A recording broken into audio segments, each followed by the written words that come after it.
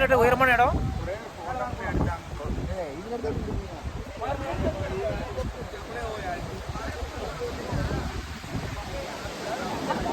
கை கை கை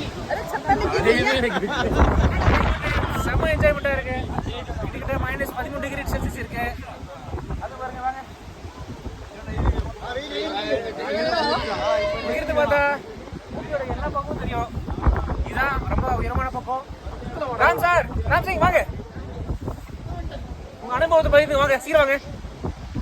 இதான் ரொம்ப உயரமான பக்கம். ரொம்ப அபாயமான இடம் பாத்தீங்களா? இவரு ரொம்ப தடுமாறு, அவ்வளவு ஒரு அபாயமான இடம்.